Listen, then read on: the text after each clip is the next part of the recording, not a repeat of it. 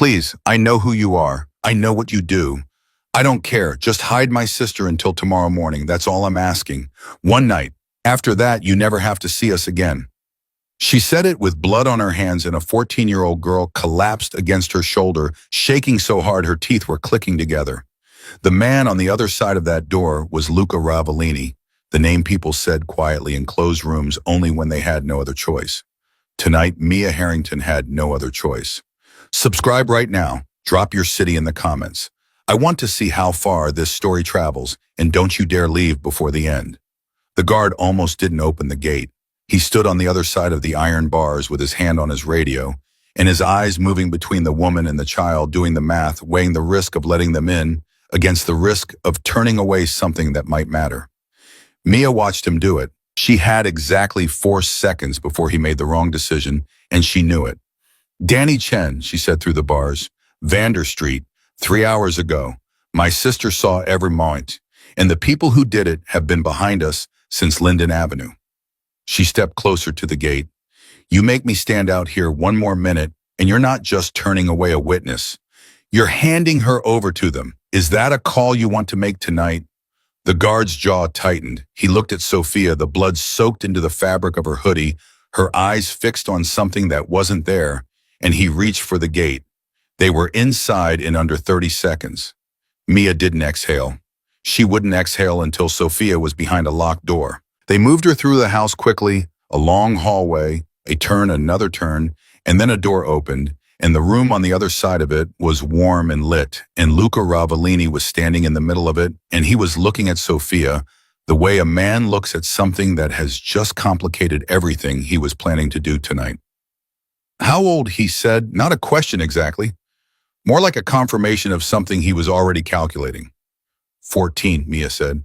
"Whose blood?" "Not hers. She touched the body. She was trying to see if he was still breathing." Something moved through Luca's expression and disappeared. He had a face built for disappearing things. She saw the men who did it.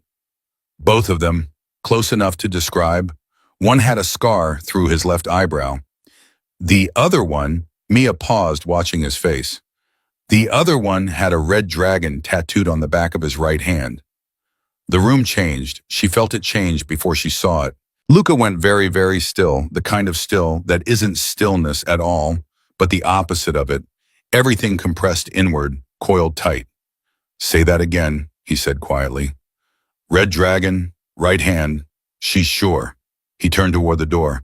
"Dario, get Marco and Ren on the perimeter right now. Full coverage, 2-block radius. Nobody moves on this street without my knowing it." Then he turned back to Mia, and his eyes were different now. Sharper, more specific. "Sit down. My sister needs... My people are taking care of your sister. Sit down." Sophia had already been gently steered toward the hallway by a woman Mia hadn't noticed until that moment, quiet, efficient, her hand steady on Sophia's back. Sophia looked back at Mia once, and Mia gave her a single nod. "I've got you. Go." Sophia went. Mia sat. "The man with the dragon tattoo," Luca said, taking the chair across from her without any preamble. "His name is Wei Shen. He is the most dangerous person currently operating in this city, and he does not leave witnesses." He looked at her steadily. "Your sister is alive right now because she's fast, and because it's dark, and because Wei Shen decided to finish the job on Vander Street before he came for her. That window is closing." He paused. "How did you know to come here?" "I didn't," Mia said. "I knew not to go to the police. The rest was logic." "Logic. The Triad controls 3 precincts and has compromised 2 more. Any safe house I know about, they know about. Any relative Sophia has, they'll watch. You..." She stopped, chose the next words carefully. "You are the one person in this city that the Triad is genuinely afraid of. So yes, logic." He looked at her for a long moment. "Most people who knock on my door at midnight are afraid of me." "I am afraid of you," she said. "I'm just more afraid of Wei Shen right now." Something shifted behind his eyes, not softened, shifted. "Tell me everything. From the first call, leave nothing small out. The small things are never small." So she talked. She talked for 20 minutes straight, and he listened without moving, without interrupting, without the restless energy most men couldn't suppress when they had to sit still and receive information rather than act on it. She told him about the call at 8:47, Sophia's voice compressed to almost nothing, barely holding its own shape, saying something happened. Mia, something terrible happened. I think he's dead. I think they saw me. And the way Mia's whole body had gone cold and operational in the same breath, the part of her she'd spent 3 years trying to retire, suddenly wide awake and running calculations. She told him about 4 different routes across the city, the black sedan that appeared twice, the laundromat where Sophia had been hiding, knees pulled to her chest behind an industrial dryer, both hands pressed over her mouth to keep the sounds inside. She told him all of it. When she finished, he said, Danny Chen worked for me. I assumed something like that. He was running supply coordination through a restaurant on Vander Street. The triad has been trying to take that corridor for 2 years. His voice was flat and precise, no emotion in it that she could identify, though she suspected the emotion was there, just filed somewhere she couldn't access. Tonight they stopped trying to negotiate. He stood, walked to the window. This wasn't random violence, it was a message, and they made sure there was a witness so the witness could be used.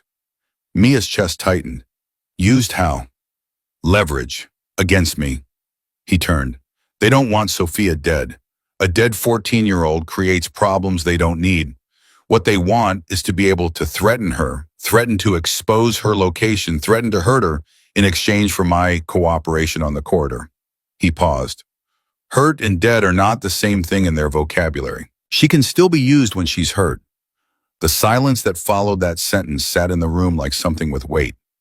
So what do we do? Mia said. We move her every 48 hours. Different locations, rotating security, no pattern. If they can't locate her, they can't use her. He sat back down, and simultaneously we remove the man who gave the order. Not Wei-Shen. Wei-Shen is an instrument. The man above him, the man who decided tonight was the night to escalate. Who is he? Luca reached into the desk, pulled out a photograph, slid it across the surface toward her. Marcus Yuan, operational director for the Triad City territory. Wei-Shen answers to him. The order for Danny Chen came from him. He tapped the photograph once. When Marcus Yuan understands that the cost of tonight is higher than any corridor is worth the threat to Sophia ends.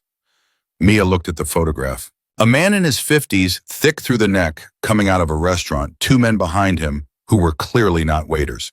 She looked at the photograph for a long time without speaking. Then she said, You said you could remove him. Yes. How long? That depends on information I don't have yet. He looked at her directly. He dines at Palazzo every Thursday.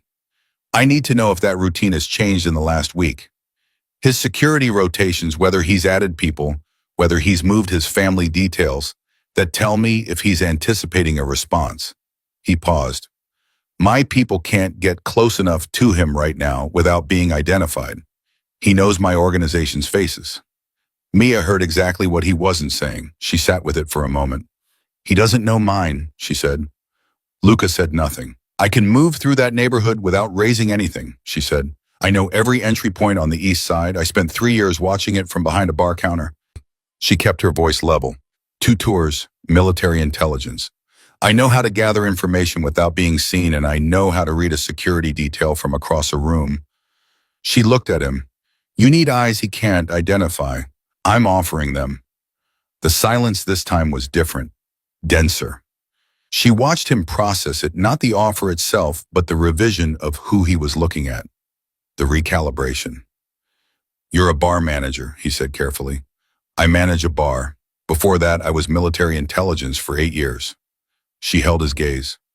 I left when my mother got sick. Sophia needed someone to stay. A beat. I've been hiding what I know how to do for 3 years because it wasn't needed. It's needed now. Luca stood, moved to the window again. His back was to her, and she watched the set of his shoulders, the way he held his own weight, thinking. You understand what you're stepping into, he said. Not a question, a requirement. He needed her to say it out loud.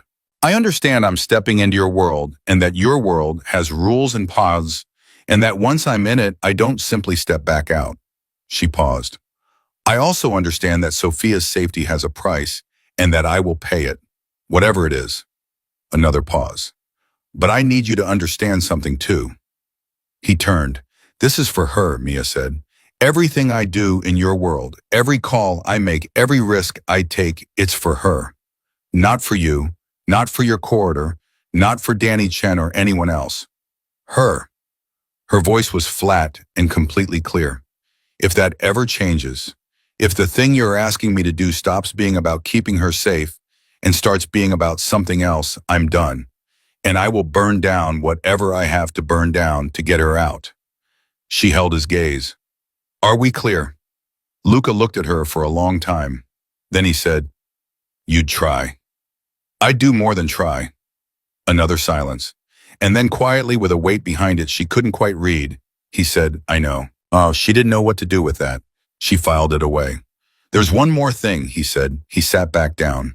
His voice changed slightly lower, more careful. Wei Shun, tonight when he chased your sister, did she say anything about the direction he went when he stopped following her? Mia frowned. She said she looked back once. He'd stopped at the corner of Linden and Fifth. He was just standing there. She paused. She said he was smiling. Luca was very still. He wasn't chasing her to catch her, he said slowly. What? He stopped, deliberately, at a corner with 3 cameras. He looked up at Mia and there was something in his expression she hadn't seen there before. Urgency, controlled but real. He wasn't trying to catch Sophia. He was making sure she got away. He stood. He wanted a witness. He wanted the witness to run to someone, to see who she ran to. The words landed in Mia's chest like something cold. He followed us here, she said. He didn't have to follow you. He watched where you went. Luca was already moving toward the door. He knows Sophia is in this house. He's known since you walked through that gate. He stopped in the doorway, looked back at her. This wasn't a mistake tonight. This was the first move in something they've been planning for a long time. Mia was on her feet before he finished the sentence. Sophia is safe. The perimeter is solid and they won't move tonight. Too much attention. But tomorrow, he looked at her steadily. Tomorrow we don't have the luxury of planning. Tomorrow we move. He turned. Get some sleep if you can. 4 hours at most. I need you sharp in the morning. I need to see Sophia first. East room, end of the hall. She moved past him, and as she did, he said quietly and without looking at her, Mia. She stopped. You made the right call, he said, coming here.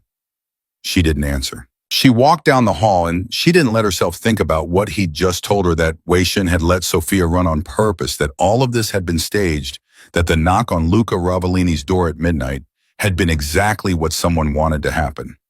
She didn't let herself think about any of it until she pushed open the door to the east room and saw Sophia sitting on the edge of the bed in a clean shirt, 2 sizes too big, knees to her chest, eyes open, waiting.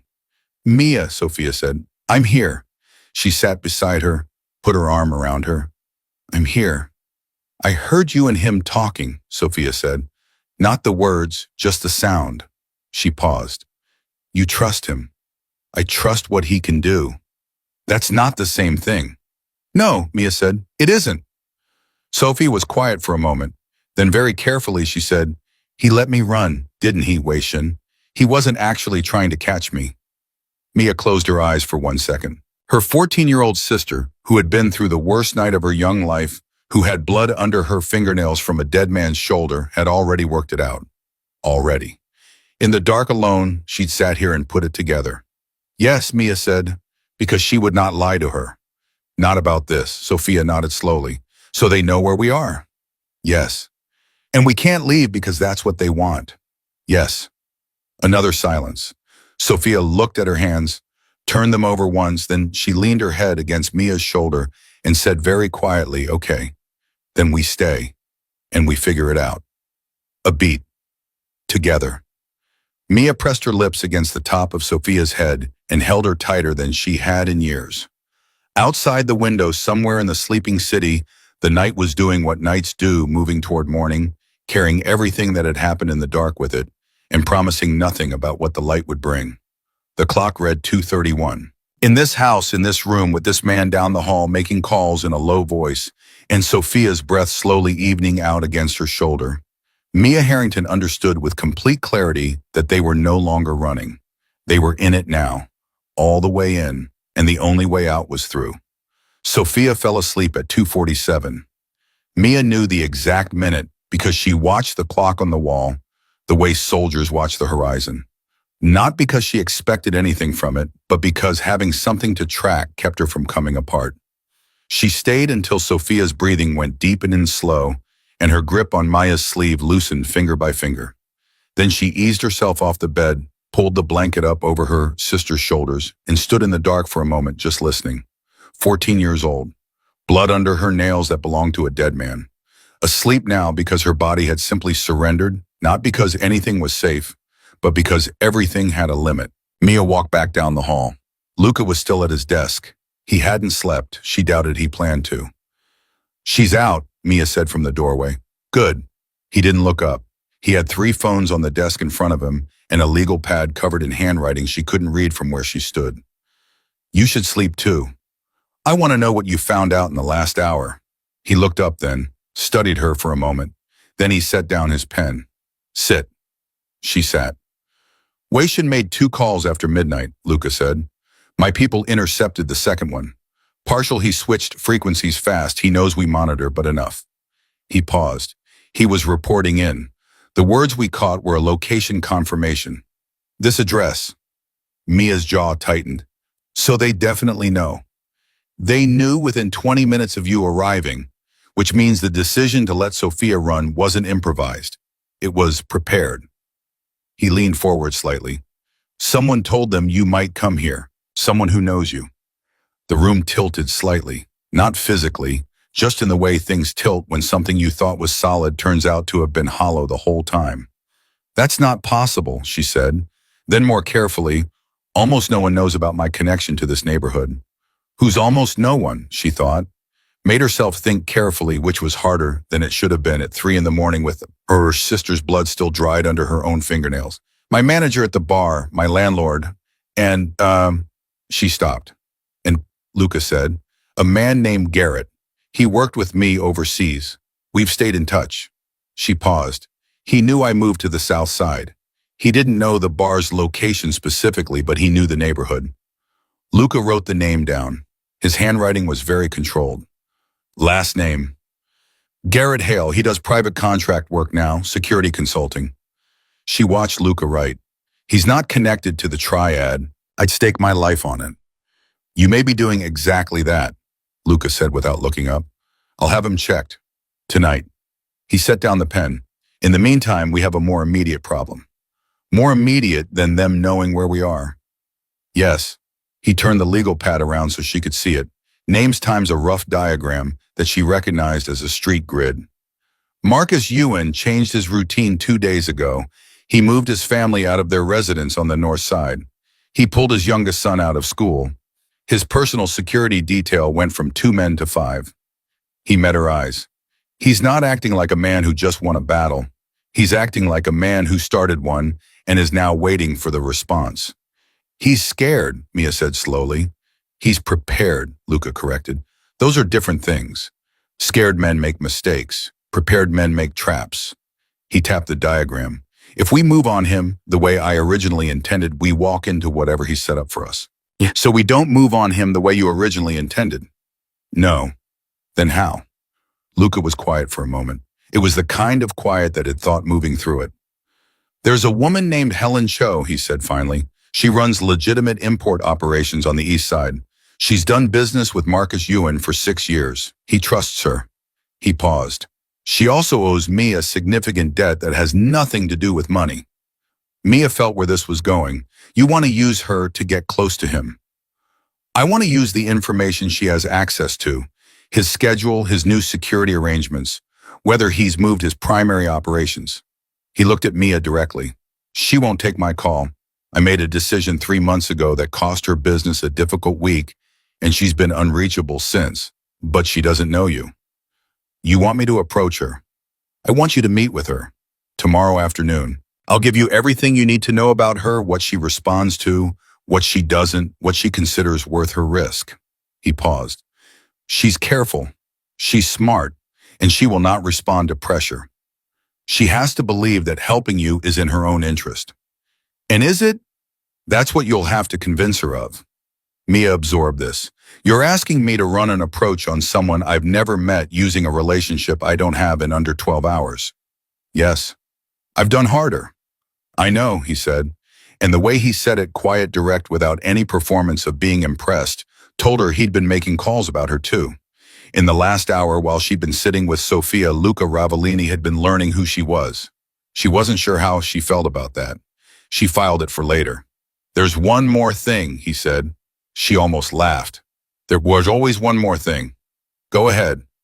Dario found something when he swept the perimeter an hour ago. Luca reached into the desk drawer and set a small object on the surface between them.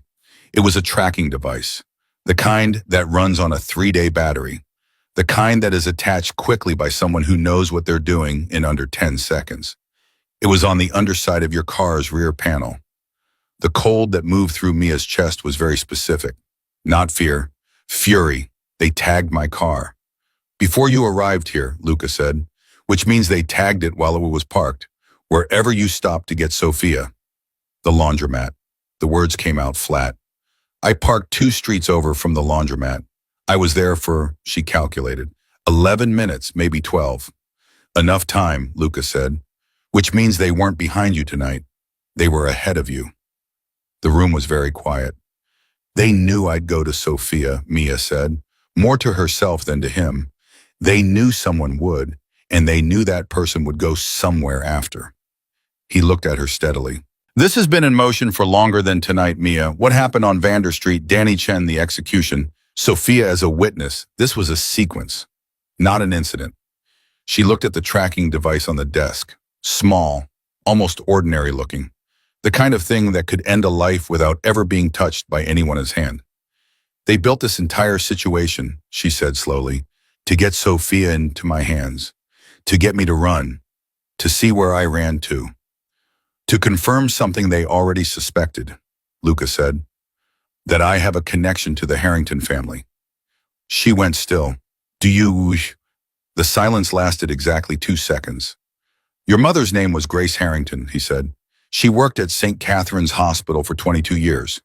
She treated my younger brother after an incident 8 years ago, when bringing him to a conventional hospital would have created certain problems. She didn't ask questions. She saved his life. He paused. I have repaid that debt in various ways over the years. Quietly, your landlord's lease agreement, the bar's liquor license, which had a problem 2 years ago that disappeared. He met her eyes. I didn't expect the debt to call itself in like this. Mia stared at him. The shape of the last 3 years rearranged itself slightly. The lease that had come through faster than it should have. The license issue that her lawyer said had been resolved by some bureaucratic error in their favor. She had attributed these things to luck. She had been wrong. Why didn't you tell me, she said, because you didn't know you needed to know. He paused, and because Grace Harrington was a woman who helped a person in need with no expectation of anything in return. Turning that into a transaction would have cheapened it. The anger that had been building in her chest didn't arrive the way she expected. It arrived quietly. She sat with it. She let it settle into something she could use, rather than something that would use her. The triad found out about your brother, she said. Yes. And they traced the connection back to my mother. Yes. And they built tonight to force you to reveal how much you valued that connection. She looked at him. By putting Sofia in danger and seeing if you'd protect her. And to see if you would come to me, Luca said, because if you came to me, it confirms what they suspect, that I have a personal investment in your family's safety, which means I'm not acting purely strategically, which means I can be manipulated through you. The architecture of it was almost elegant, in the way that things designed to destroy people can be elegant. Mia looked at the tracking device on the desk and thought about Marcus Ewan moving his family, pulling his son from school, adding 3 men to his security detail. Not scared, prepared, waiting for the response he'd engineered. He wants you to come for him, she said. Yes. So we don't. No, Luca leaned back. We make him come to us. Before she could ask what that meant, Dario appeared in the doorway. He looked at Luca with the particular expression of someone carrying information they'd rather not be carrying. Boss, Marco just called in from the east perimeter. Luca's eyes moved to him. What? There's a car. Parked at the end of the block. Engine off, lights off, been there 40 minutes. 2 people inside. Dario paused. They're not moving. They're just watching the house. Mia looked at Luca. Luca looked at Dario. They're not here to move tonight, Luca said. They're here to confirm she's still inside. He looked at Mia. Marcus Ewan wants to know if you ran. When you don't run, when you stay through the night, he'll know the connection is real. He'll know I've committed to protecting you. And then what? Mia said. And then he escalates. Luca looked at Dario. Pull Marco back. Don't approach the car. Don't let them know we've seen them. Let them watch. Dario nodded and disappeared. Luca looked back at Mia. We need them to believe everything is going according to their plan. While we change the plan. While we change the plan, he confirmed. He picked up the legal pad again. Get a few hours of sleep. At 7, I'm going to need you sharp. And at 10, you're going to meet Helen Cho for coffee at a place called Meridian on the east side. He wrote an address and tore it off, slid it across the desk. Everything you need to know about her will be in a file I have ready by 6. Mia took the paper, looked at it. You already made the appointment. I made the possibility of the appointment. You confirmed you could do it. He looked at her steadily. There's a difference. She almost said something, decided not to, stood tucking the address into her pocket. At the door, she stopped. Something had been sitting in the back of her mind for the last 20 minutes, and she'd been deciding whether to say it. She said it. Garrett Hale, she said. When you check him, whatever you find, she stopped, started again. If he's connected to this, if someone I trusted gave us up. She paused. I want to know before you do anything about it. Luca looked at her for a long moment. Why? Because if someone I trained with, someone I served with, sold my sister's safety to the triad, her voice was completely level. That's mine to deal with, not yours. Something in his expression shifted. It wasn't agreement exactly, it was recognition. The specific recognition of someone who has their own version of that particular feeling. I'll tell you what we find, he said, before anything else happens. She nodded and went down the hall. She did not sleep. She lay in the dark of the west room with her eyes on the ceiling and her mind moving through everything, ordering it, testing it, looking for the thing she'd missed. The tracking device, the staged witness, the deliberate smile as Wei-Shin watched Sophia run. The connection to her mother that she'd never known about and that had apparently made her family a strategic asset in someone else's war. At 5:43, her phone, the secondary one Luca's people had swept and cleared, buzzed once. A text from a number she didn't recognize. 4 words. He knows you're there. She stared at the message for a long time. Then she got up, walked to Luca's study, and showed him the phone without a word. He read it. His jaw tightened slightly. New number. Untraceable in under 20 minutes, which means they're using military-grade rotation. He looked up. This isn't the triad. No, Mia said. That message is from someone warning me, not threatening me. Someone who knows you're here. Someone who has access to that information. He paused. Garrett Hale. The name sat between them. He's warning me, Mia said, which means he's not fully in their pocket. He knows something and he's trying to tell me without exposing himself. Or, Luca said carefully, it's bait, designed to make you trust him, designed to make you reach out to him and reveal something they don't yet know. She had thought of this. She had been turning it over since the message arrived. It's possible, she said, but the phrasing. He knows you're there, not they, he, singular. She looked at Luca. Garrett is telling me which person specifically knows. Not the triad generally, Marcus Ewan specifically. Luca was quiet and she could see him running the same analysis she had, checking it for weaknesses. You trust this man, he said finally. I did once, she paused. I trust this message. Those aren't the same thing. No, she said, but right now it's all I have to work with. She looked at him. Can you verify the number? Give me 2 hours? I don't have 2 hours before the Helen Show meeting. Then you'll have it after. He took the phone. Go get ready, eat something. The file on Cho will be with Dario by 6. He turned back to his desk, and she was almost at the door when he said without turning, Mia, the person who sent that message, whether it's a warning or a trap, they've just told us something valuable either way. She stopped. What? Marcus Ewan is monitoring this house himself, not delegating. He's watching personally. He paused, which means he doesn't fully trust his own people to handle this. He's nervous. He turned to look at her over his shoulder. Nervous men with prepared plans are more dangerous than calm ones, but they also make different kinds of mistakes. She held his gaze for a moment, nodded once, then went to get ready. At 6:12, Dario handed her a manila folder in the kitchen. She stood at the counter and read it while drinking black coffee that tasted like it had been made several hours ago and reheated without apology. Helen Cho, 53, widowed, 2 adult children in different cities, ran a legitimate import business with a specialty in East Asian textiles. Clean record, careful reputation. One known vulnerability: her younger son David had a debt problem that she'd been quietly managing for 2 years. The triad knew about it, had been using it as low-grade pressure on her for 18 months, which meant Helen Cho was a woman who was already being squeezed, who already knew exactly how this world worked, and who was very, very tired of it.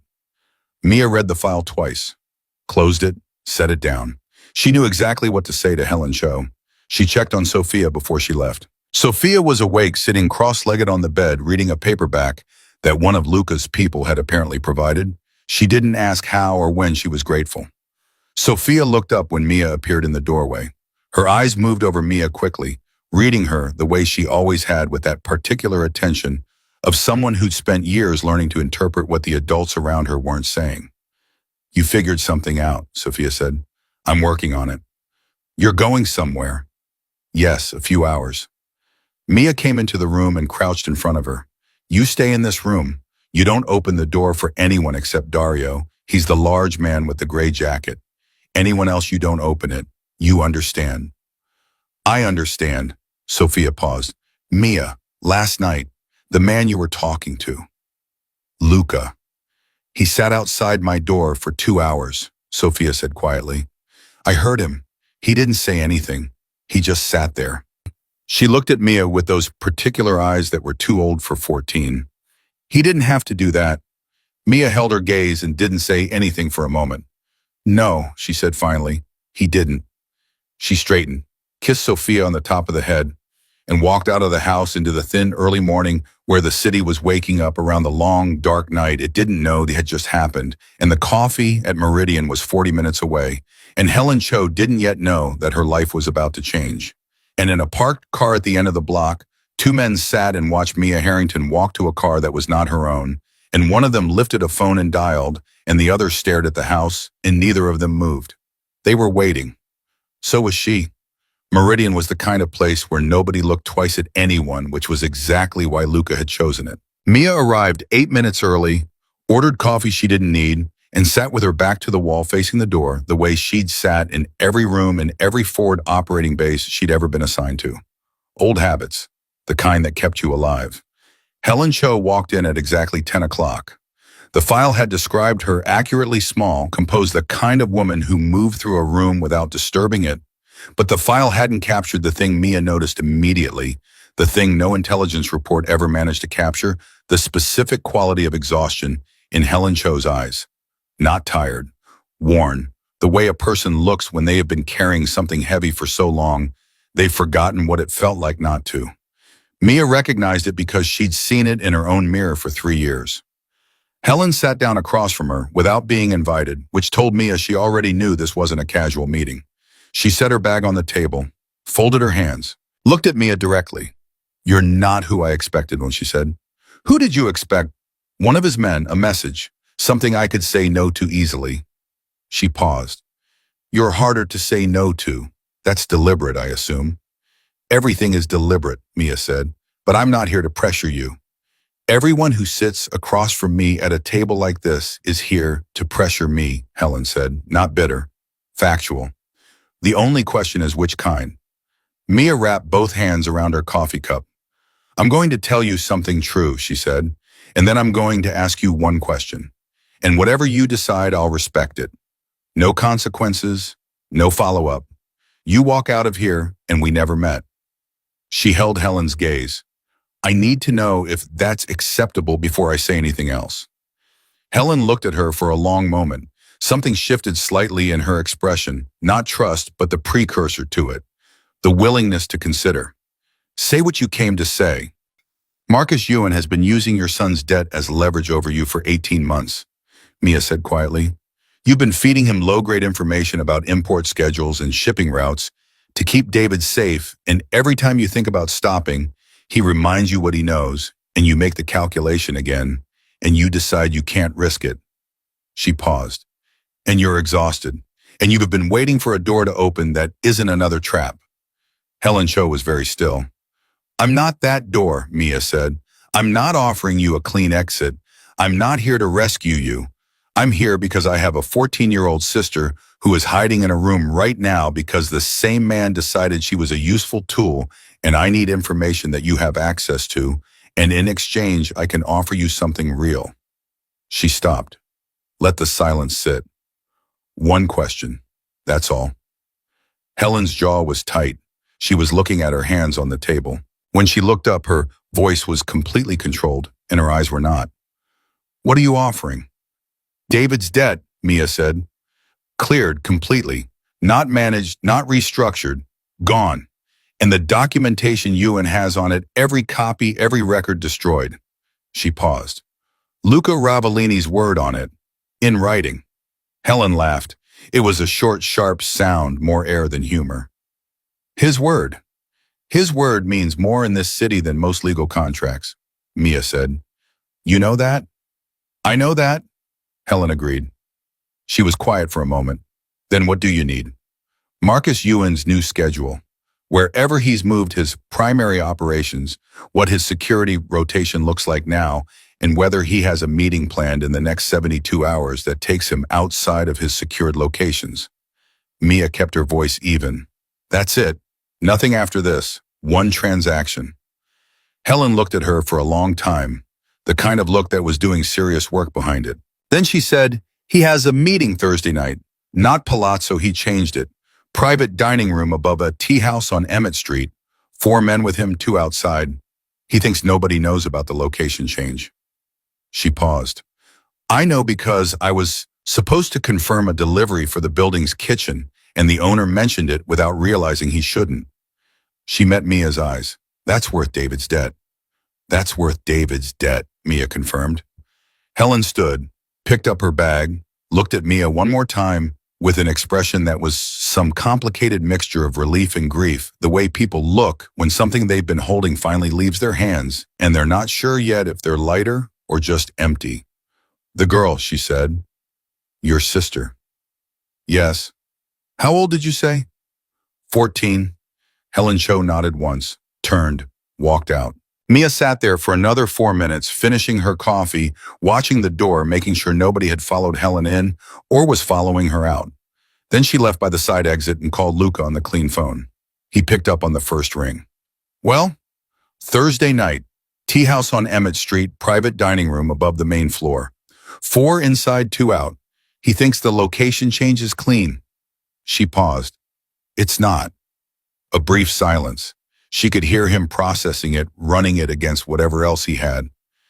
Helen give you anything else? She gave me everything she had. Don't squeeze her again after this, Luca. She's done. I wasn't planning to. He said it without defensiveness. Just stated it. Get back here. Something happened while you were out. Her pace quickened. Sophia. She's fine. This is something else. He paused. Garrett Hale called. Not your number. Mine. Mia stopped walking entirely. That's not possible. Garrett doesn't have your number. No, Luca said. He doesn't, which means someone gave it to him. And that someone wasn't one of my people. A pause that carried real weight. Get back here now. She was in the car in 40 seconds. She made the drive in 18 minutes and spent all 18 of them running the same calculation from every angle she could find. Garrett Hale had Luca's private number. Garrett had sent her the warning text at 5:43. He knows you're there. If Garrett was working for the Triad, he would not have warned her. If Garrett was not working for the Triad, then someone had given him Luca's number specifically to prompt this contact, which meant someone was orchestrating the connection between Garrett and Luca, which meant she pushed the thought hard and followed it all the way to where it ended up. Someone wanted these two men talking. The question was, who benefited from that conversation? She walked into Luca's study without knocking. He was on the phone. He held up one finger without looking at her, wait, and finished the call in under 30 seconds. Then he put the phone down and said, "Garrett Hale is not working for the Triad." "I know." "What you don't know," Luca said, "is who he is working for." He turned the legal pad toward her. On it, he'd written a name she didn't recognize. Garrett Hale has been under contract with a federal task force for 14 months. A unit specifically assembled to build a case against Marcus Ewan's operation. He paused. They've been building the case carefully, slowly, without tipping Ewan off. And what happened on Vander Street 2 nights ago, Danny Chen's execution, was not on their timeline. It was not sanctioned by anyone on that task force. It happened because Ewan accelerated his own plan. Mia felt the shape of something enormous beginning to emerge. "Garrett warned me because he couldn't warn me officially," she said slowly. "He warned you because Sophia as a witness is either an asset or a catastrophe for his case, depending on how it's handled. If the Triad gets to her, she's gone, and so is the testimony. If law enforcement gets to her through official channels in this city..." He stopped. "The compromised precincts," Mia said. "Ewan gets tipped before Sophia is ever formally processed." Luca nodded. Garrett needed Sophia somewhere safe that wasn't in the system. And he needed her there fast. And he couldn't do it himself without blowing 14 months of federal work. He met her eyes. "So he needed you to do what you already did." The room was very quiet. "He knew I'd come to you," Mia said. "He was counting on it."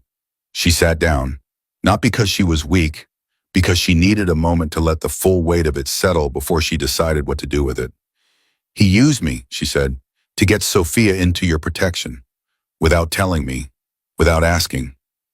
"Yes, which means he's known about the connection between you and my family." "For how long, I don't know yet." Luca's voice was careful, even, but something behind it was not. "What I know is that Hale called my number, which someone on that task force provided to propose a coordination. His case, my resources, a joint approach on Marcus Ewan Thursday night. He wants to make an arrest," Mia said. "He wants Ewan in federal custody. He has enough for the charges, but not enough for a conviction that sticks. He needs more. He needs someone inside Thursday's meeting." He paused. "He asked for you." The silence that followed lasted a long time. "Me," Mia said, "by name. He specifically requested that you be the one to go in." Luca's jaw was tight, which tells me Hale has been planning this particular move for longer than last night. He knows your background. He knows you can do it. And he knows that if I'm involved, I'll be more likely to agree if it's you rather than one of my own people. Mia stood up. She walked to the window, not to look out of it, just to move because the energy in her chest needed somewhere to go. "He built this entire thing," she said. "Sophia, the warning, the call to you, all of it leading to Thursday night and me sitting across from Marcus Ewan. Or standing close enough to him to plant something," Luca said. He was not specific about the mechanism. "Of course he wasn't." She turned. "What do you get out of this? Ewan in federal custody means the Triad City operation is effectively leaderless for at least 2 years while they rebuild. That is worth more to me than any corridor negotiation." He looked at her directly. "And Sophia is safe permanently once Ewan is out of play. That matters too." "Don't tell me that's the reason," she said. "Tell me the real reason." He held her gaze. "Both of those things are the real reason," he said. "I don't have a version of this where I'm being selfless. I'm not asking you to believe that." She appreciated it, the honesty, the refusal to dress it up. She stood there and thought about Garrett Hale, who had served beside her in temperatures that tried to kill them both, who she had trusted with her life in 3 separate countries, who had apparently been watching her from the edges of his federal operation and decided that she was a piece he needed to move. She thought about the anger she had every right to. She picked it up, set it aside. Right now, it was a luxury. "I need to talk to him," she said. "Garrett, directly, before I agree to anything. He's expecting that." Luca picked up the phone, made a call that lasted 10 seconds. "He'll be here in 40 minutes. 40 minutes was enough time to check on Sophia, which Mia did. She found her in the kitchen, sitting at the table across from a young man she didn't recognize, who appeared to be teaching her a card game. Dario was standing near the door with his arms crossed and an expression that suggested he had not authorized the card game, but had decided it was not worth the argument. Sophia looked up when Mia came in, read her face immediately. Something happened. Something is happening, Mia corrected. I need an hour, then I'll explain everything. Are you okay right now? I'm beating him, Sophia said, gesturing at the young man with the cards who looked aggrieved. Good. Mia looked at Dario. Nobody in or out of this kitchen until I come back. Dario nodded. Sophia looked at Mia with those two old eyes and said nothing. She trusted Mia's hour because Mia had never once given her a reason not to. Garrett Hale arrived in 37 minutes. He looked exactly like himself, which was the infuriating thing, medium height, slightly rumpled. The kind of face that people forgot easily, and that was one of his three most useful professional qualities. He came in through the side entrance with Dario's hand on his shoulder and stopped when he saw Mia standing in the hallway and had the intelligence not to smile. Mia, he said. You used my sister, she said. No greeting, no preamble. I kept your sister alive, he said. There's a difference. You tell yourself there's a difference from where I'm standing. From where you're standing, he said quietly. Sophia is in a house with full security. No one knows her location officially. And the man who ordered the hit that put her there is sitting in a restaurant on Thursday night about to hand us 14 months of work. He paused. I made a call. I used information I had and people I trusted. I did not use Sophia. I used the situation to protect her. You can be furious with me for the rest of your life. Right now, I need to know if you're in. The hallway was very still. Luca was leaning in the doorway of the study, arms crossed, watching.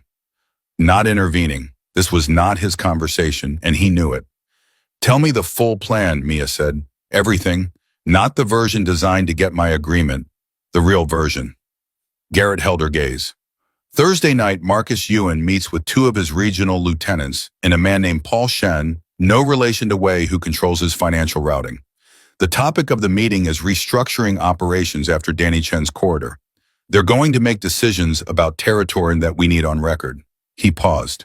We have a device that needs to be in that room. Not planted in advance, his sweep team will find anything placed before he arrives. It needs to go in with someone he doesn't clock as a threat. Come on, someone who belongs in the building and without being connected to you or to Luca, Mia said. Yes. What's my cover? The dining room books private events through a catering company. That company has a new events coordinator as of 2 weeks ago.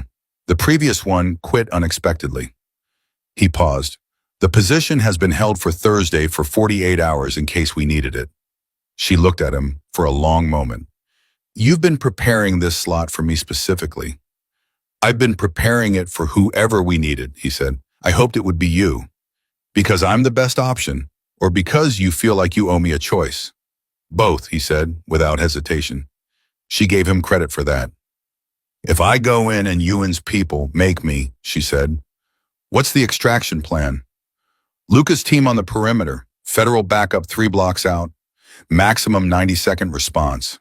He paused. It won't come to that. It might come to that. Answer the question properly. Garrett looked at her steadily. If you're made, you abort the device, you walk calmly to the bathroom. You go out the service exit on the north side and Luca's people have a car waiting. He glanced at Luca. That's the arrangement. Luca said from the doorway. That's the arrangement. Mia stood there with all of it in her head, the device, the dining room, the 90-second window, Sophia in the kitchen, beating someone at cards. Wei Shen's smile in the dark as he watched a child run the tracking device on her car, her mother treating a man she didn't know in the middle of the night without asking any questions, a debt paid forward across years in ways Mia had never seen. She thought about the third door, the one that didn't exist. She thought about what Luca had said. You're either in this world or you're in a box, and she thought about how that was true in its way, and also not the whole truth because there was a third option that neither of them had named yet. You could be in this world for exactly as long as it took to make it safe for the people you loved. And then you could walk out, not free, not clean, but done. And that could be enough. That had to be enough. I need until tonight to decide, she said. Garrett nodded. Tonight is fine. And between now and tonight, nobody moves on anything. Nobody makes a call. Nobody adjusts a position, nothing that changes the landscape before I've made my call. She looked at both of them. Agreed. Agreed, Garrett said. Luca said nothing for a moment, then agreed. She walked back to the kitchen. Sophia looked up from her cards. The young man across from her had apparently rallied because he was looking significantly more confident about his hand. Well, Sophia said. Mia pulled out a chair and sat down across from her sister. She looked at her for a long time. The girl who had run 6 blocks in the dark and called for help instead of going to ground and disappearing. The girl who had sat in this house and worked out on her own that Wei Shin had let her run on purpose. The girl who was 14 years old and had already lived through more than most people twice her age. I have to make a decision, Mia said. And before I make it, I want to ask you something. Sophia put her cards down, gave her full attention. Okay. If I could end this, Mia said carefully, if I could make it so that the man behind all of this, behind Danny Chen, behind Wei Shun, behind all of it, was gone, permanently out of play, would you want me to do it even if it meant I had to take a risk to make it happen? Sophia was quiet for a moment.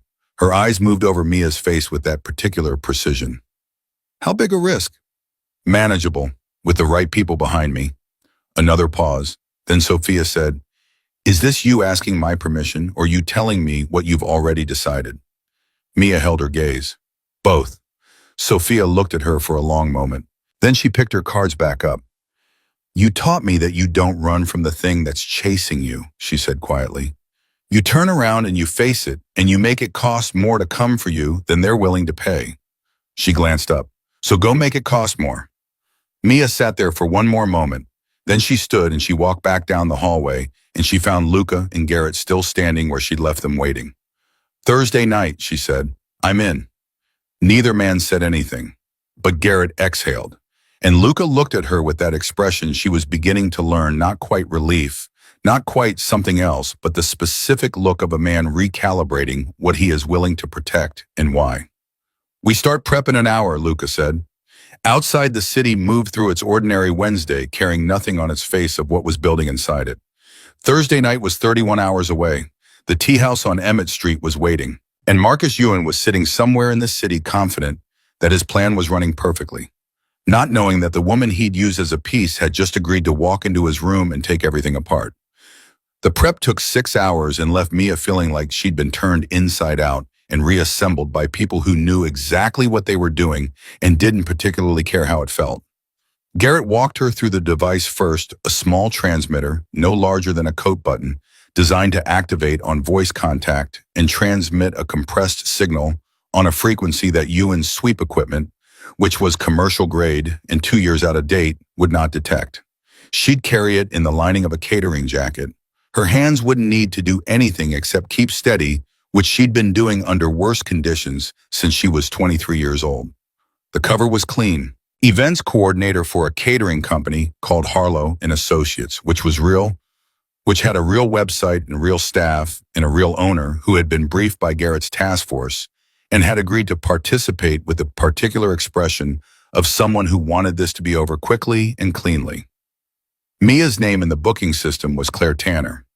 She had a work history that Garrett's people had built out over 48 hours, thorough enough to survive a casual check, not thorough enough to survive a deep one, which meant Thursday night had a time limit baked into it from the start.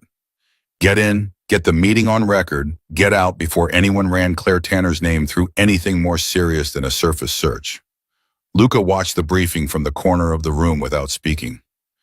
When Garrett finished and Mia was running through her questions, Luca waited until there was a pause and said, "The 2 men outside the building." Garrett looked at him. "What about them?" "They won't be from UN's regular security. He'll rotate for a location change. New faces, no established rhythm. New faces make mistakes." He paused. "They also won't be expecting a woman in a catering jacket to be the threat. They'll check the jacket, possibly the bag, and wave her through in under 45 seconds if she moves with the right energy." He looked at Mia. "Don't be too confident. Confidence reads as preparation. Be slightly distracted like you're running a mental checklist of what you forgot to pack. Nobody looks twice at the harried caterer." "I know how to do this," Mia said. "I know you know," he said. Not condescending. Something else. the particular tone of someone who can't stop themselves from making sure. I'm saying it anyway. Garrett watched this exchange with the expression of a man filing it for later. They ran through contingencies until 9 that evening. Exit routes, abort signals, the specific phrase Mia would say into the small earpiece if she needed immediate extraction. The word Tuesday, which she'd chosen herself because it was natural enough to say accidentally if the line was being monitored, but specific enough that nobody would use it by coincidence. Luca's team on the perimeter had the floor plan memorized. Garrishett's federal backup was staged 3 blocks out in a vehicle that looked like a plumbing company van, 4 agents inside, none of them happy about not being the ones going in, but none of them capable of walking into that room without being recognized. When it was done, and Garrett had gone to make his calls, and Dario had taken his post, and the house had settled into the particular quiet of people waiting for something that was still a day away, Mia went to find Sophia. She was in the East Room, not sleeping, sitting at the small desk writing something in a notebook that one of Luca's people had also apparently produced. She shut the notebook when Mia came in, which Mia noted and did not mention. "Tell me about Thursday," Sophia said. "I'm going into a room where a very bad man is having a meeting. I'm going to make sure his conversation is recorded. Then I'm going to leave." Mia sat on the edge of the bed. "It's a technical operation. It's not dangerous if everything goes right. And if everything doesn't go right, then I abort and I leave faster." She met Sophia's eyes. "I've done more dangerous things with less preparation and worse odds." "I know," Sophia said. "That's not what scares me." "Then what does?" Sophia was quiet for a moment. "You're starting to like it," she said carefully. "Being back in this, making decisions, running operations, being the person in the room who knows what to do." She paused. "I can see it. It's like watching someone remember who they were before they decided to be something safer." The room was very still. "That doesn't scare me for Thursday," Sophia said. "It scares me for after Thursday." Mia looked at her sister for a long moment, 14 years old and seeing the thing that Mia had been trying not to see in herself for the last 36 hours. "I'm not going back to that life," she said. "I know you believe that." "Sophia, I know you believe it," Sophia said again. "I'm just telling you what I see." She opened her notebook again, which was a clear signal that she'd said what she needed to say and the conversation was done. "Go sleep, Mia. You're going to need it." Mia slept 4 hours, which given everything was more than she expected. She woke at 5 Thursday morning to her phone buzzing. "Luca," she answered immediately. "What happened?" "Weishan moved last night," he said. "He's no longer at his usual location. My people tracked him to the north side near the Emmett Street neighborhood." She was sitting up before he finished the sentence. "He knows about the meeting. He's Ewan's enforcer. He always knows about the meeting. The question is why he moved his position specifically closer to it." A pause. "It could be standard protocol. Ewan tightens his personal security for significant meetings. Or it could be something else." "Someone told him," Mia said, not a question. "That's the other possibility."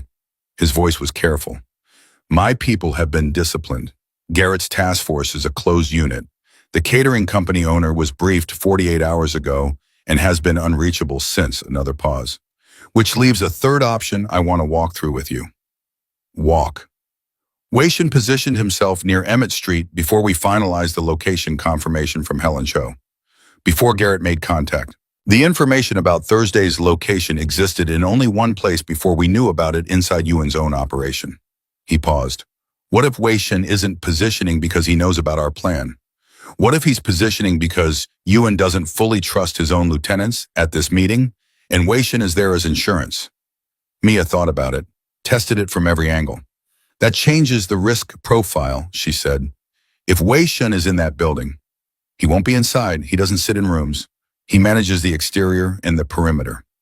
Luca's voice was steady, "But it means the 2 men outside are not just standard security. They answer to Weishan directly, and Weishan's people are not the same as Ewan's regular detail." "Harder to read," she said. "More paranoid. Trained differently." A brief pause. "I need you to make the call, Mia. If you want to abort, I don't want to abort. Think about it for 30 seconds before you say that." She thought about it for 30 seconds. She thought about Weishan's smile in the dark. She thought about Sophia writing in her notebook. She thought about what Sophia had said, "You don't run from what's chasing you, You turn around and make it cost more than they're willing to pay.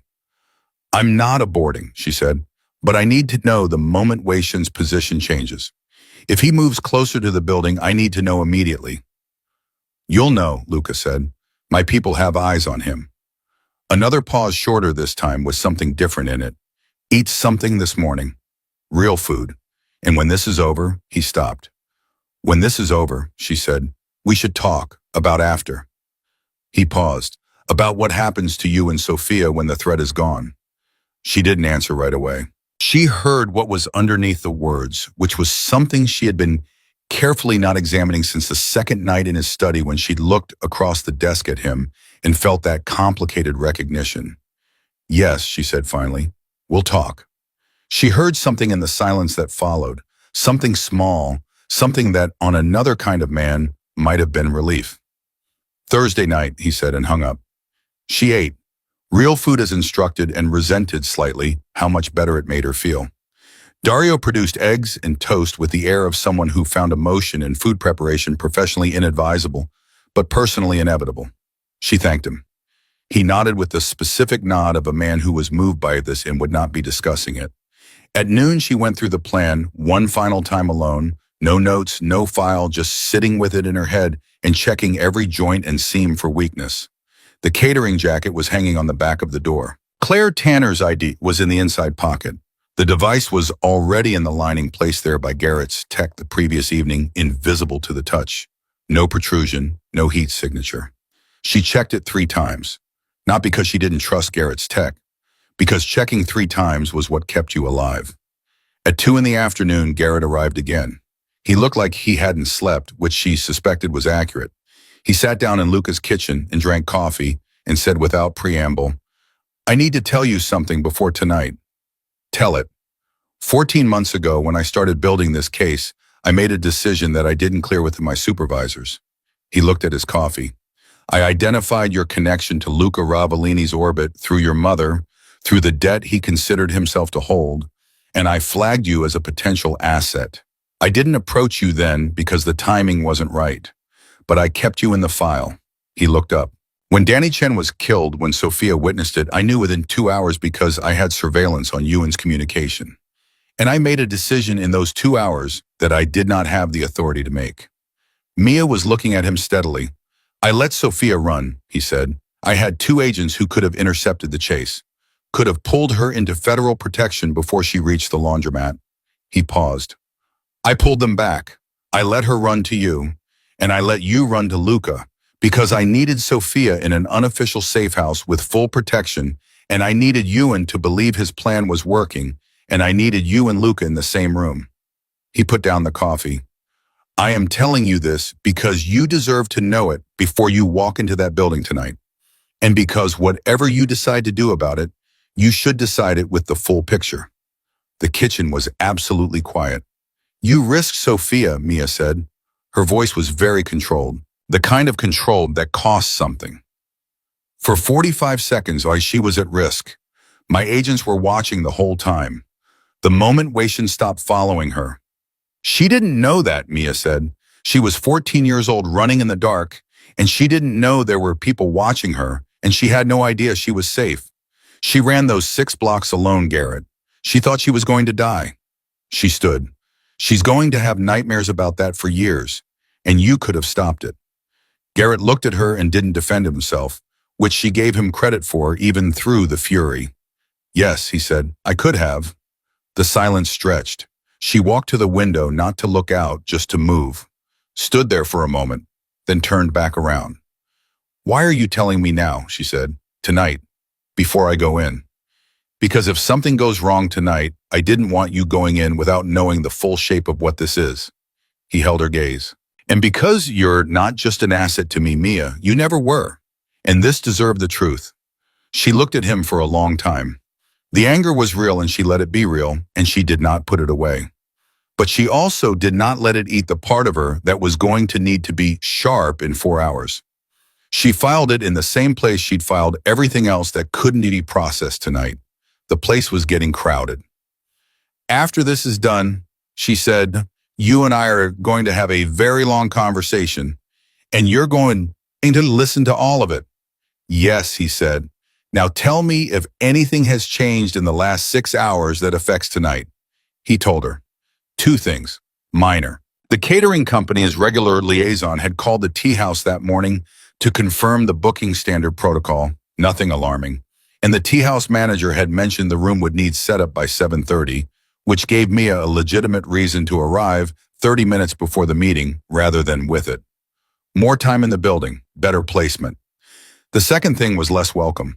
One of the federal agents staged in the van had been burned, recognized by someone connected to Ewan's operation who'd walked past the vehicle by chance that morning. The agent had been pulled. They were down to 3 agents in the van instead of 4. 90 seconds is still 90 seconds, Garrett said. 3 agents is still enough. It's enough if nothing else goes wrong simultaneously, Mia said. Yes, she nodded. Fine. At 5 o'clock, she went to say goodbye to Sophia. She dressed it as a normal conversation. Sat on the edge of the bed the way she had every evening of Sophia's life, asked about her day, listened to the answer. Sophia had apparently beaten the young man with the cards so comprehensively that he'd started teaching her a new game in the hope of recovering some dignity. She'd beaten him at that one too. You're going now, Sophia said. Not a question. In a couple of hours. Is Luca going with you? Luca's team will be outside. He'll be here. She paused. With you. Sophia nodded slowly. Good, she said. And then quietly, he told me something this morning. Mia frowned. What? He came by while you were going over the plan with Garrett. He knocked and I said, come in, and he stood in the doorway and he said, Sophia paused. He said, whatever happens tonight, you are going to be safe. That is not something I am going to allow to change. Do you understand? And I said, yes. And he looked at me for a moment, and then he said, good, and he left. She met Mia's eyes. He didn't say it like someone trying to make me feel better. He said it like someone stating a fact about the weather. Mia sat with this for a moment. And did it make you feel better? Sophia considered. Yes, which surprised me. She looked at her notebook. He's more complicated than I expected. Yes, Mia agreed. He is. She found Luca in the study at 6:15. He was looking at the street grid of the Emmett Street neighborhood and didn't look up when she came in but said, Wei Shen's position hasn't changed. He's stationary. Good. She came to stand across the desk from him. I need to ask you something. Ask. If tonight goes wrong, if I can't get out clean, what happens to Sophia? She said it flat and direct because those were the only ways worth saying it. He looked up then. She stays here, he said, as long as she needs to. And Ewan goes down through other means on a longer timeline. He paused. And you get extracted regardless of what the mission status is. The mission is secondary. For you, for Garrett, it's not secondary. Garrett isn't running the extraction, Luca said evenly. My people are. And for my people, you come out first. The rest is secondary. He held her gaze. I don't lose people I've committed to protecting Mia. It's a professional standard. Just professional, she said. Something in his expression shifted, the smallest possible amount. No, he said, not just professional. She held his gaze for a moment, longer than strictly necessary. Then she said, make sure Sophia eats dinner. Dario is already planning it. And make sure she doesn't beat your entire security team at cards. She needs people to have some self-respect. I'll limit her to 2 games. She almost smiled. Didn't quite. Turned to go. Luca. Yes. When this is over. That conversation you mentioned this morning. She paused with her back to him. I want to have it. A beat. So do I, he said. She walked out. The drive to Emmett Street took 22 minutes. She sat in the back of the car, not her own, not traceable to anything connected to Luca, and ran the plan one final time in total silence. The driver was one of Luca's people, a quiet woman named Sasha, who had not spoken since they left and seemed to understand instinctively that silence was the correct offering right now. Garrett's voice came through the earpiece at 7:04. We're in position, 3 blocks out. You read me. I read you, do it, Mia said. Wei Shen is on the east side of the building. Stationary. 2 men on the main entrance, neither one of them his regular people. A pause. You look like a caterer. I am a caterer. Claire Tanner, events coordinator, 3 years with Harlow and Associates, originally from Cincinnati. Favorite client is a woman named Barbara who books the same anniversary dinner every February. He paused. You've got it all.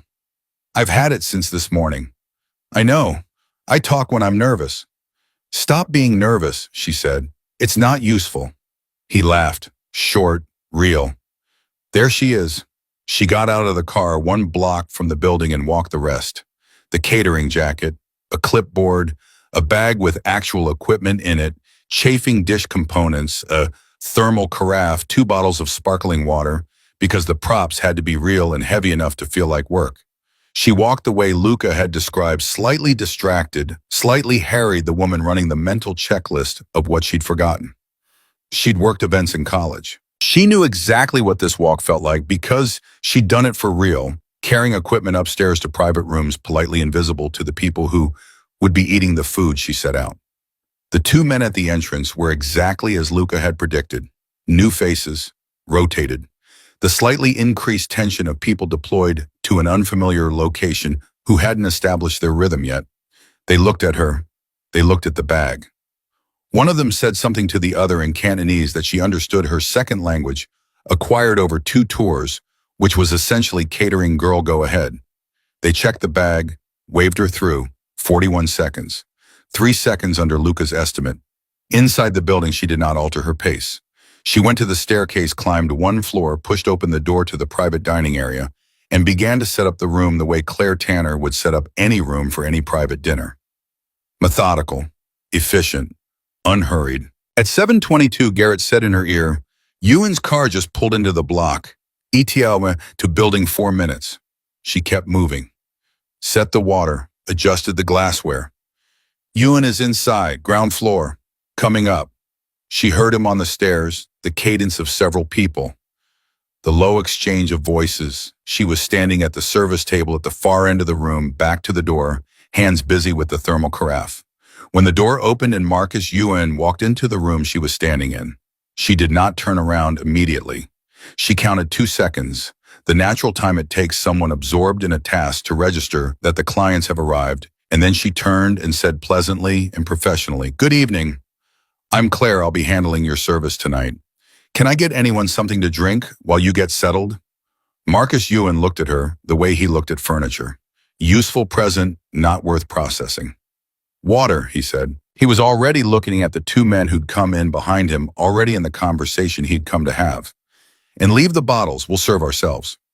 Of course, she said. She set the bottles on the table, made 1 small adjustment to the glassware that put her within 18 inches of the chair at the head of the table where Yin was already sitting, and pressed the activation point in the hem of the jacket with 2 fingers as she reached past. The device was live. She stepped back to the service table, became part of the room's furniture, present but invisible, which was what the room expected from her and what she was perfectly trained to deliver. The meeting started at 7:31 exactly. 4 men at the table. Paul Shen to Ewan's left, 2 lieutenants she recognized from Garrett's files across from them. They spoke in a mixture of English and Cantonese, switching between them fluidly, not bothering to lower their voices because the woman at the service table was no one. She understood every word of both, and what she heard in the first 8 minutes changed everything.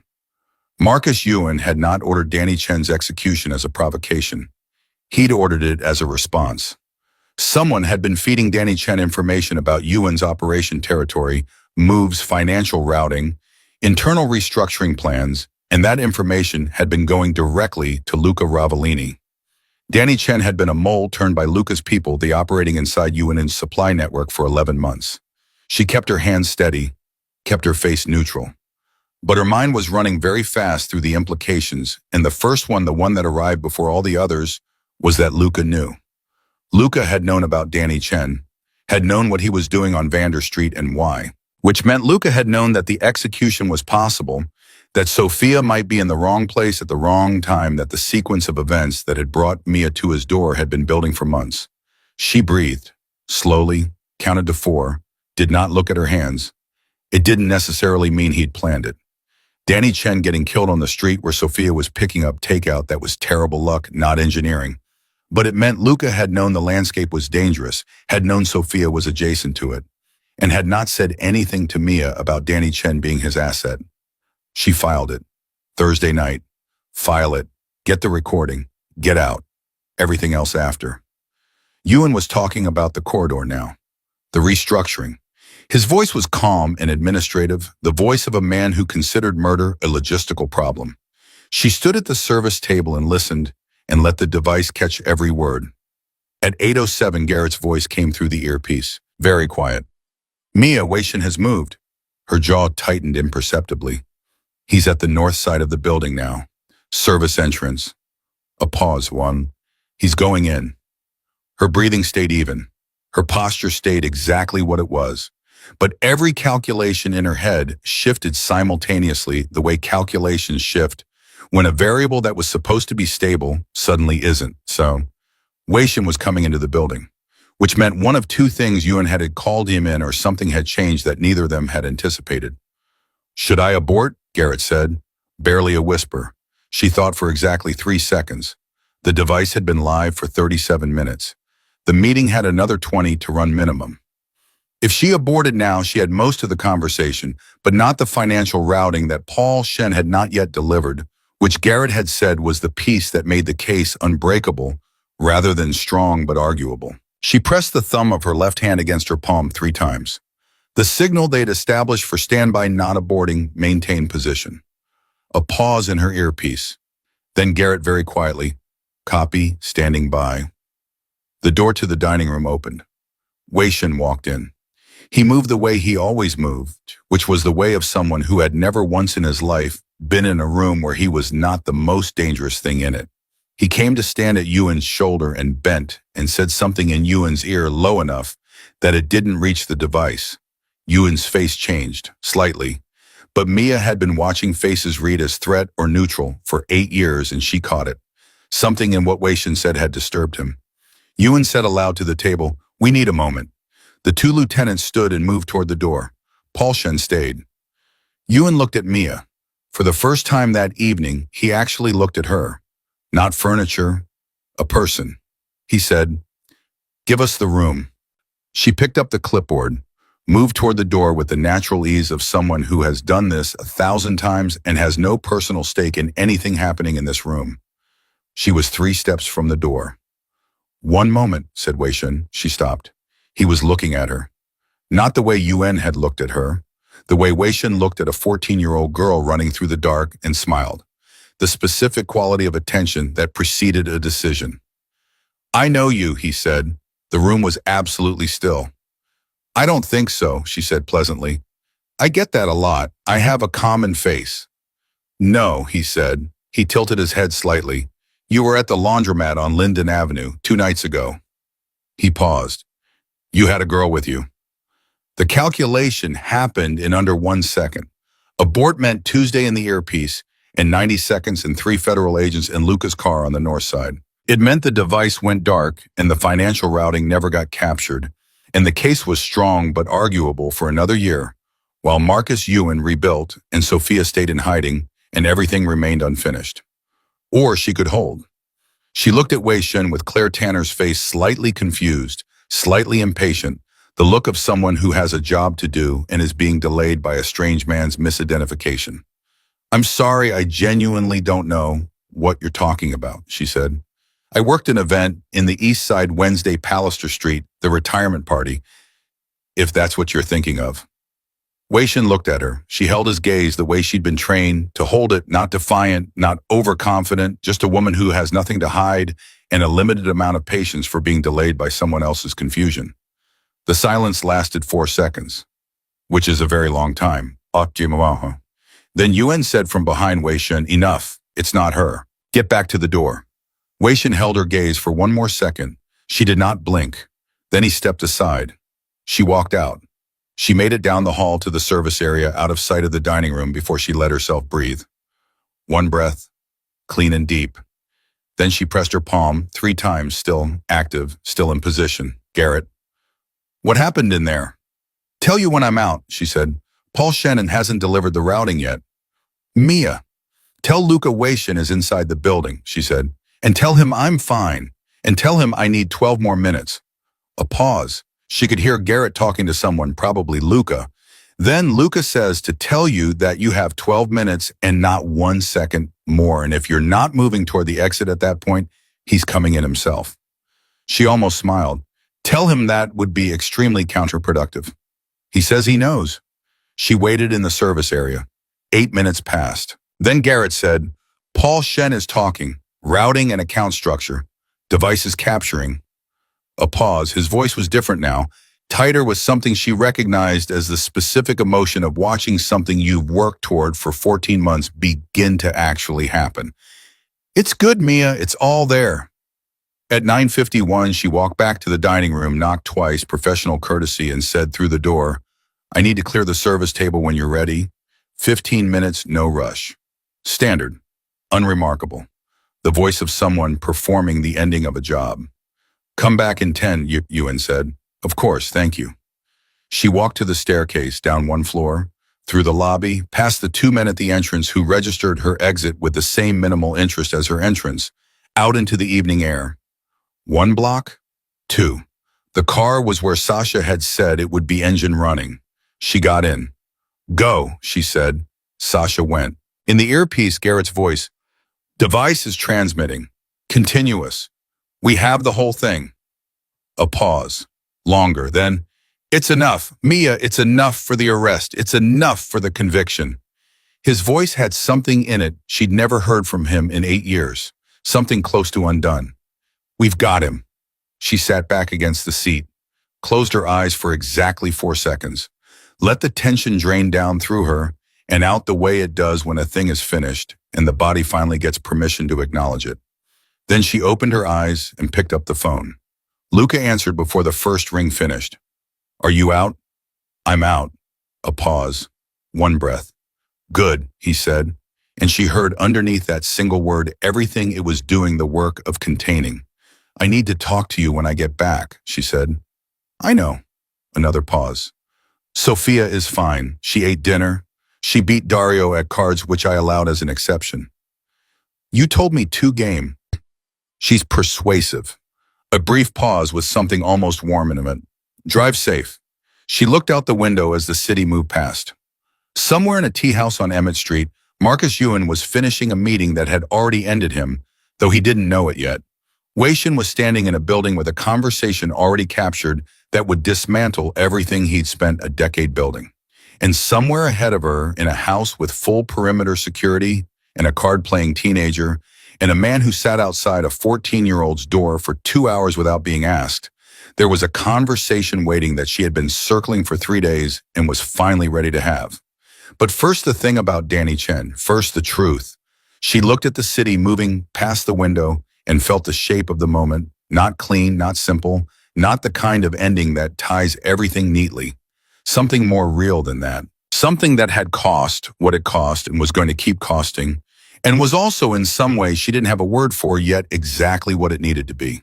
The car moved through the dark. She rode it toward what came next. Sasha pulled up to the house at 10:43, and Mia was out of the car before it fully stopped. Not running, walking with the particular pace of someone who has finished one thing and has something else that needs finishing before she can rest. The front door opened before she reached at Dario, who looked at her face and stepped aside without a word, the specific intelligence of a man who knows when to simply make room. Luca was in the hallway. He looked at her the way he'd looked at her that first night, reading, calculating, checking for damage, and then something in his posture released slightly, the tension of the last 3 hours leaving him in a way she suspected he would not have allowed anyone else to witness. You're clean, he said. Not a question, confirmation. I'm clean, she stopped in front of him. Where's Sophia? Asleep, actual sleep this time, not the collapsed kind. Dario sat with her until 10. He paused. She made him promise to tell her everything the moment you got back. Then she'll sleep until morning. Mia looked at him steadily. We need to talk. I know. Now, not tomorrow. I know, he said again.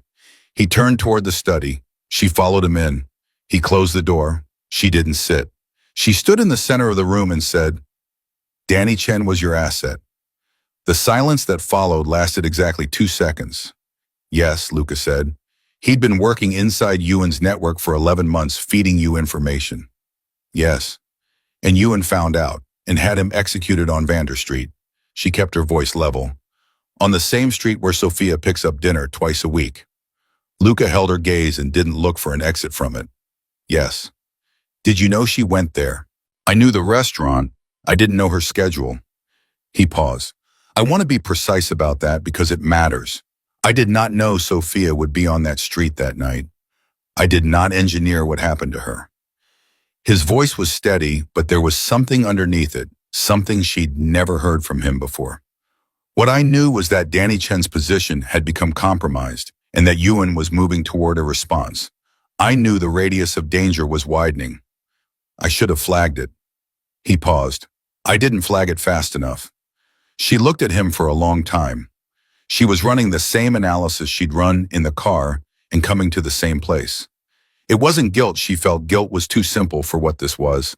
It was the complicated thing that lives between trust and its testing, the place where you find out what something is actually made of. Why didn't you tell me about Danny Chen when I arrived, she said, when I sat across that desk and told you what Sophia saw? Because telling you would have meant explaining the full operation, which involved federal contacts I wasn't authorized to expose, and because at that hour the priority was your sister's immediate safety, not a full debrief of an 11-month intelligence effort. He met her eyes.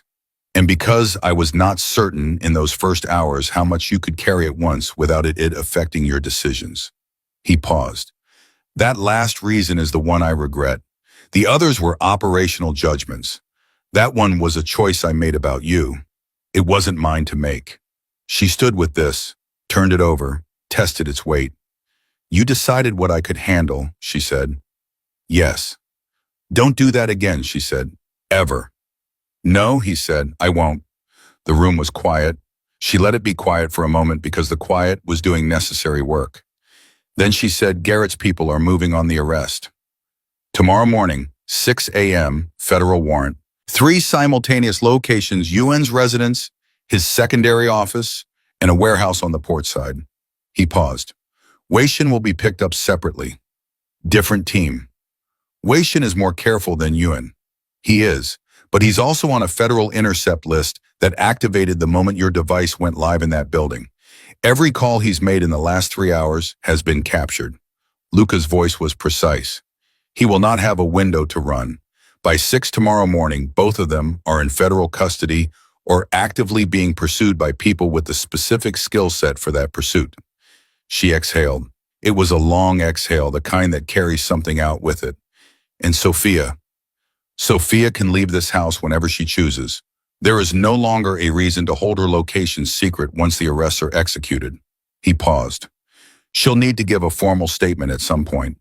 Garrett's task force will need her account of what she saw on Vander Street. It doesn't have to be tomorrow or next week. I'll talk to her about it. Mia looked at him.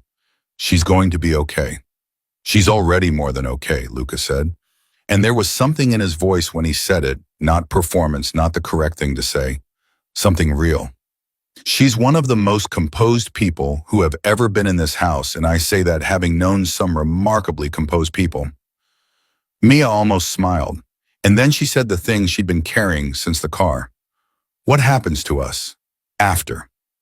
The word us landed in the room and neither of them pretended it hadn't. That's the question, Luca said. I know it's the question. I'm asking you what your answer is. He looked at her for a long moment. My answer is that the arrangement we made when you first sat in that chair was a crisis arrangement, and the crisis is ending. He paused, and I find that I'm not interested in the arrangement ending with it. She held his gaze. I'm not going to be an asset, she said. I'm not going to be a contact or a resource or someone you keep useful. That is not what I'm offering. I know what you're offering, he said quietly. I'm not interested in useful. I have useful. I have floors full of useful. He paused. What I don't have is someone who sits across this desk and tells me what they actually think. Someone who makes calls I would make, and some I wouldn't, and is usually right about both. Someone who treats a 14-year-old girl like the center of a decision rather than a complication in it. He stopped. That is rarer than useful. It is considerably rarer than anything I was expecting when I opened that gate 4 days ago. The room was very still. She said, "My life is not built for your world, Luca." "No," he agreed, "but my world has a perimeter. And inside that perimeter, there are people who live ordinary lives, who go to ordinary jobs and eat ordinary dinners and sleep in ordinary safety because the perimeter exists." He paused. "I'm not asking you to live inside the machinery. I'm asking you to consider living inside the perimeter." She looked at him for a long time. Then she said, "I need to think about it." "Yes," he said, "you do." He moved to the desk, sat, picked up a pen and put it down again, which was the closest she'd ever seen him come to fidgeting. "There is one more thing you need to know before you think." "Of course there is," she said, not bitter, almost fond in a way that surprised her. "The man who turned Danny Chen," Luca said. "The person inside my organization who told Ewan that Chen was a mole, which is what allowed Ewan to plan the execution rather than simply terminate the operation." He looked at her steadily. "We identified him 2 hours ago." She went still. "Who?" "A man named Crest. He's been with me for 4 years. He was recruited by Ewan's people 14 months ago, the same time Garrett began building the federal case." He paused. "He was feeding Ewan everything. Chen's identity, the federal investigation's proximity, the fact that Garrett was building toward an arrest." He paused. "And he fed Ewan one more thing. Something Ewan used to design this entire sequence." She waited. "He told Ewan about your mother," Luca said. "About the debt I considered myself to hold. About you." His voice was very controlled. "Ewan didn't find the connection through intelligence work. Someone handed it to him from inside this house." The shape of everything rearranged again. For the third time in 4 days, she felt the architecture of the situation shift beneath her, revealing a foundation she hadn't known was there. "Crest knew about my family," she said. "He had access to records I should have kept more carefully." Luca's jaw was tight. "That is a failure that belongs to me. He accessed information about the debt to your mother, about you, about Sophia's routine. He gave it to Ewan, and Ewan built a trap around all of it." He met her eyes. "The execution of Danny Chen was not primarily about the corridor. It was about creating a situation that forced you to my door in a way that confirmed the connection. Ewan wanted proof that I had a personal investment in your family before he used that investment as leverage. And Crest gave him the roadmap," Mia said. "Yes." She thought about Crest, a name she didn't know, a face she'd never seen, someone inside the house she'd been trusting with Sophia's safety for 4 days. Something hot and specific moved through her chest. "Where is he now?" "In a room in this house with 2 of my people," Luca said. "He will be handled." "I don't want to know the specifics," she said. Not because she was squeamish, because she needed to be able to look Sophia in the eye tomorrow morning. "You won't," he said. She breathed, steadied. "Does this change the arrest timeline?" "No, what Crest knew is now irrelevant. The operation is executed, the device has transmitted, the warrant is moving." He paused. "It changes nothing about tomorrow. It changes only the understanding of how we got here." She nodded slowly. "All right," she said. "All right." She moved toward the chair, sat finally in the chair across the desk from him that she'd been sitting in and leaving and coming back to for 4 days, the chair that had somehow become the place where she processed everything that couldn't be processed while she was moving. "I want to say something," she said. "Say it. My mother treated your brother because that's what she did. She helped people who needed it, and she didn't sort them by what they deserved." She paused. She would not want her debt used as currency. She would not want me here because of obligation. She looked at him directly. "If I decide to stay in any proximity to your world, it will not be because of what you owed her. It'll be because of what I decide. On my own terms. My call." "I know," he said. "I've been waiting for you to say that since the first night." "Why?" "Because the version of you that stays because of obligation is not useful to me and not interesting to me and not the person who walked through that gate." He held her gaze. "I wanted you to say it because it means you have decided." She looked at him. "I haven't decided anything yet." "You've decided you're not leaving," he said quietly. "Everything else is details." She wanted to argue with this. She examined the argument, found it hollow. "Go see Sophia," he said. She pretended to be asleep, but she isn't. She's been listening for the door. He paused. And I'll be here. She stood. At the door, she stopped. The thing you said about Crest, she said. About it being a failure that belongs to you. Yes. You didn't have to say that. No, he agreed, but it's true, Tom. He picked up his pen again. I found that true things are easier to carry than the alternative, even the ones that are heavy. She went down the hall. Sophia was absolutely not asleep. She was lying in the exact position of someone performing sleep with somewhat too much commitment, and she opened her eyes before Mia even said her name.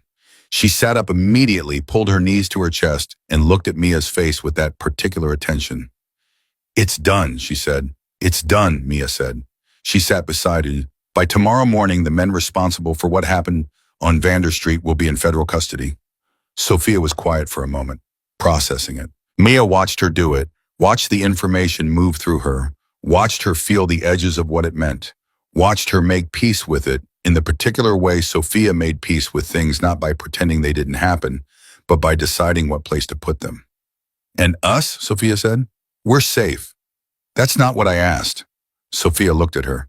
I asked about us, you and me. What happens to us now?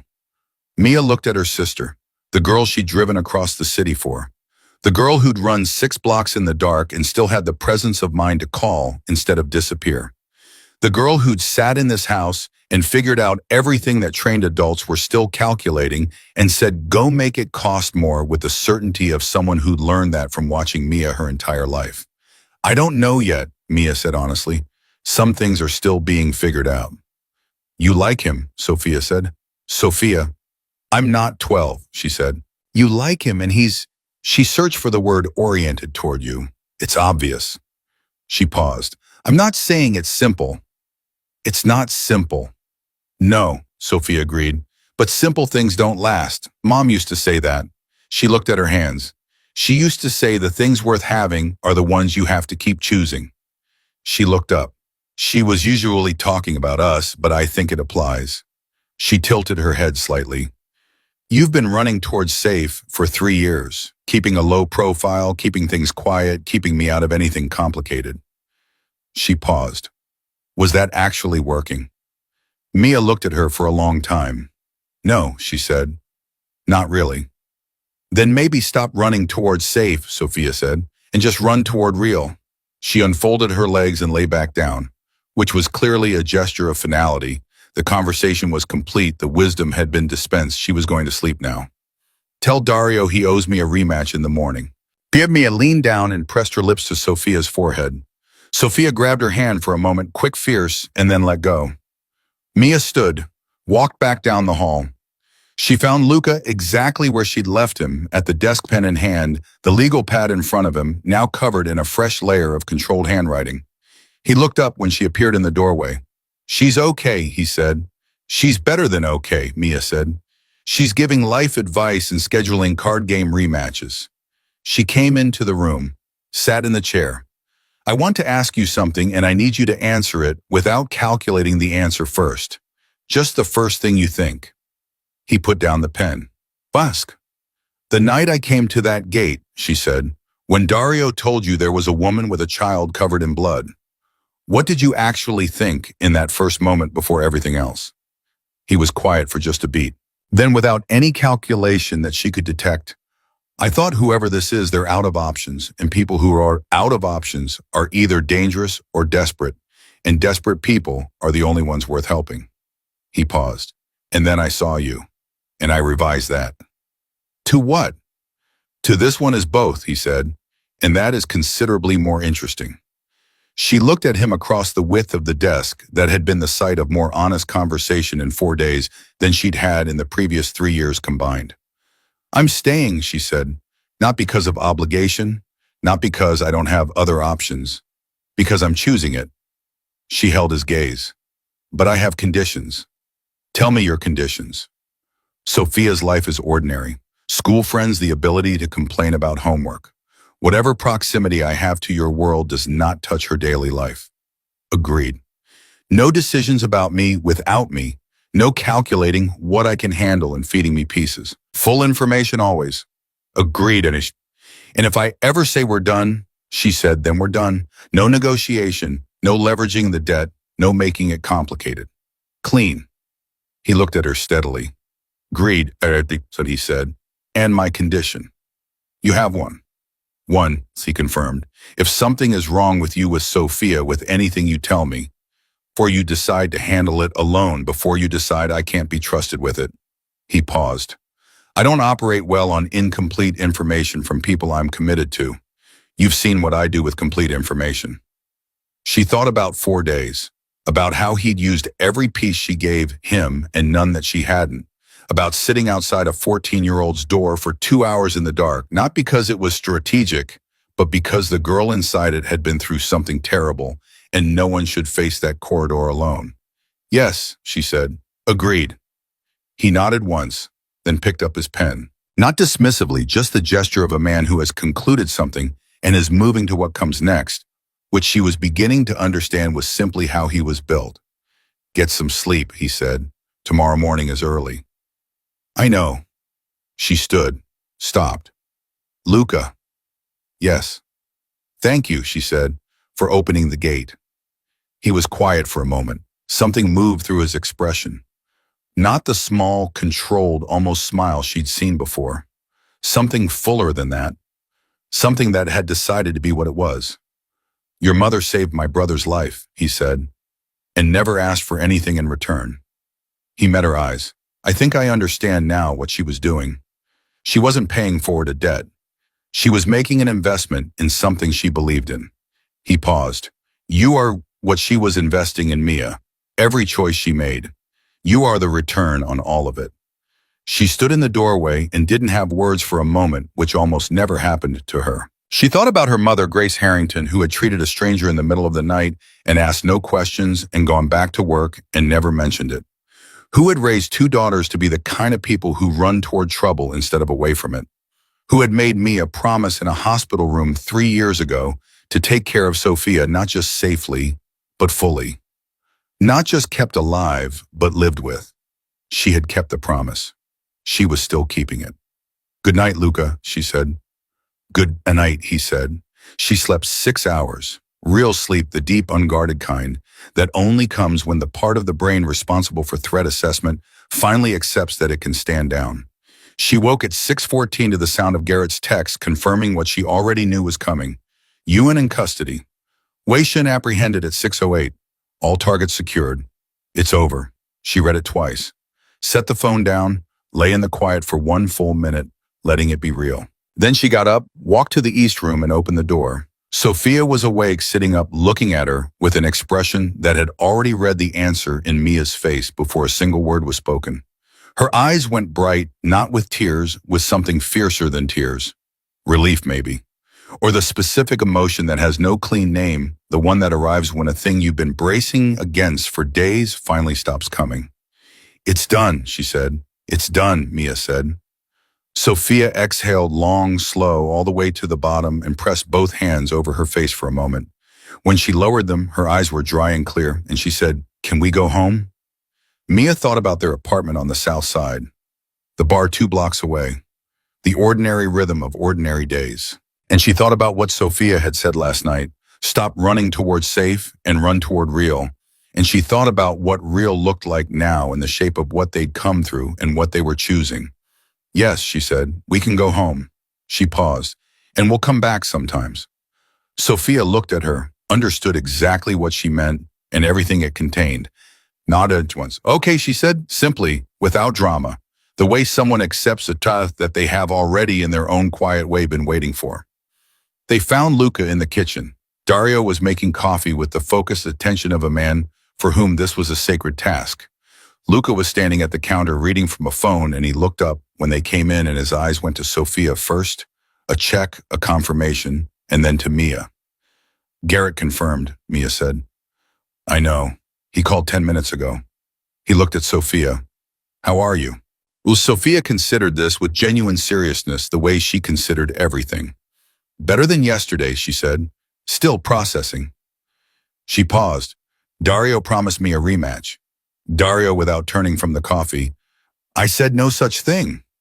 You nodded. I was acknowledging that you had spoken. That is different from agreeing. In what universe? Sophia said.